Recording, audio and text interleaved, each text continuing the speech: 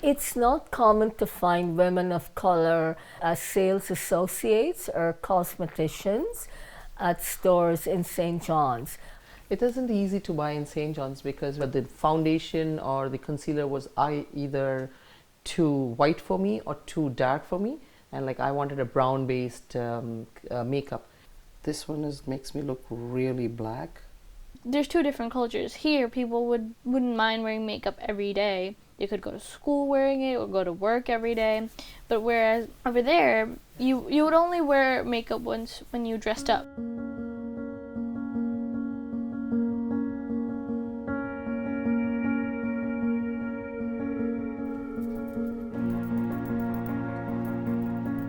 I believe I was 16 when I first applied makeup to my face, and I really felt it was a trial and error even back then.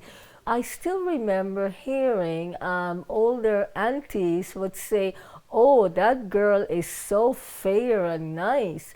Almost like to be lighter skinned was more acceptable, but it was subtle.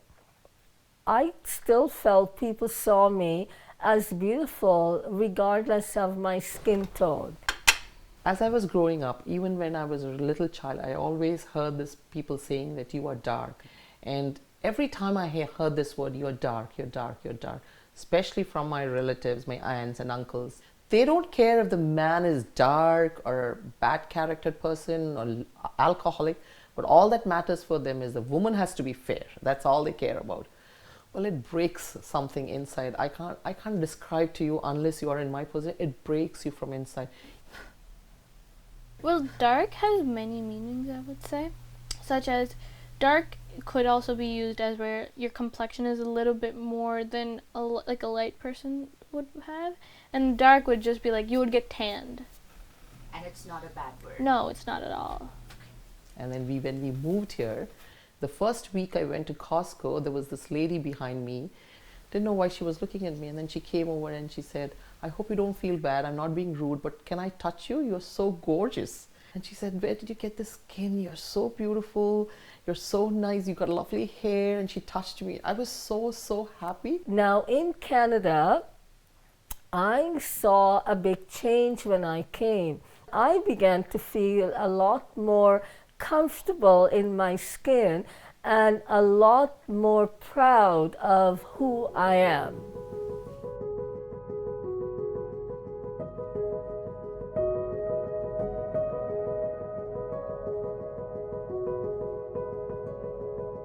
It was very difficult for me to find the right makeup because either it is makes me too fair or either it makes me too dark. I want the middle one. So using one of the store-bought brands like Maybelline or CoverGirl, it was always mixing and using a darker powder, which was still not dark enough. So for me, it was quite a challenge. Whenever I took pictures back then, in the 80s and 90s, my face always looked lighter than the rest of my skin. I went from store to store asking like for the right color, and what they thought was right wasn't right for me. It's not that they didn't help me, they did help me, but they couldn't figure out. I think that store didn't carry makeup for our brown skin. So when I used to travel to India, I used to collect all those makeup, like even nail polishes and eyeliners and things like that could get through me for a year. So I used to go to those shops in India and get them and stock them so that I don't have to go to the local stores. If you look at it like 30 or 40 years back from now, whereas there wasn't much makeup, you could have taken two colors and mixed them to get your skin tone right. I wouldn't say that is fair, but still, if you want to look for the makeup that suits your skin, then it's whatever you're going to do, right?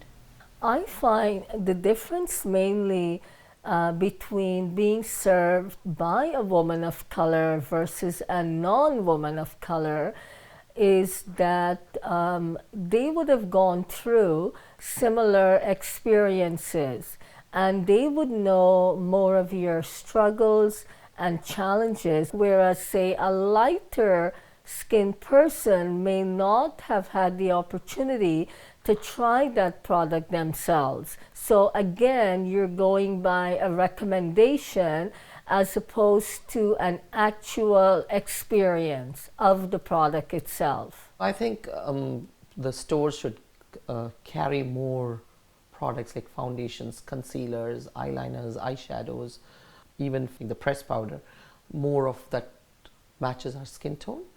In terms of makeup in St. John's, what I would like to see is more sales associates and cosmeticians of women of color, because I really feel, even though I've been here a long time, I still think we have a little bit more work to do.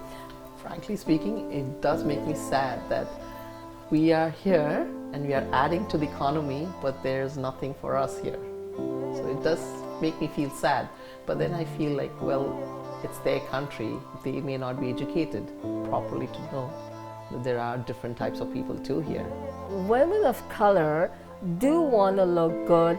They do want to look put together. They do want to wear makeup. Makeup makes me feel happy whenever I put it on for like a party or an occasion. Makeup makes me feel put together and a little more beautiful. So that's why I like to wear it when I go out. Makeup makes me feel very confident and I look beautiful and I feel like the center of attraction wherever I go. It makes me happy.